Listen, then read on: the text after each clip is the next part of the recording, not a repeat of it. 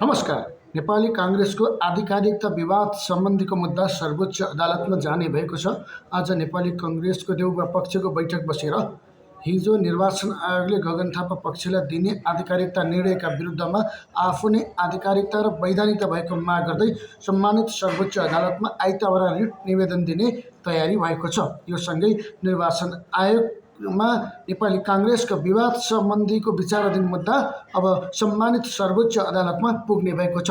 सर्वोच्च अदालतले दुवै पक्षको तथ्य प्रमाण हेरेर कुनै एक पक्षलाई आधिकारिकता दिनेछ। गगन थापा पक्षले पार्टी सभापतिमा वैधानिकता प्राप्त गरेपछि नेपाली काङ्ग्रेसमा चरम विवाद उत्पन्न भएको छ। त्यसैगरी पार्टीका नेता शेखर कोइराला समेत शेरबहादुर देउवा पक्षको बैठकमा सहभागी भएका छैनन्। यसले नेपाली काङ्ग्रेसमा हल्ली खल्ली मचिएको छ। नेपाली काङ्ग्रेसको विवाद र पार्टी विभाजनको कुराले आसन्न निर्वाचनमा असर पर्ने पनि बुझिएको छ।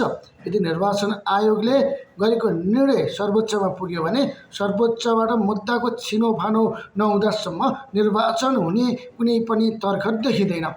नेपाली काङ्ग्रेसको विवादले निर्वाचन समेत हुन सक्दैन। त्यसपछि अब संसद पुनर्स्थापनाको बाटोमा जान सक्छ। नेपाली काङ्ग्रेसको विवाद स्वत भएको हो अथवा नाटकीय ढङ्गले विवाद निम्ताइएको हो त्यो कुरा भने हेर्न बाँकी नै छ। तपाईँलाई कस्तो लाग्यो कृपया प्रतिक्रिया दिन नभुल्नुहोला। धन्यवाद। नमस्कार।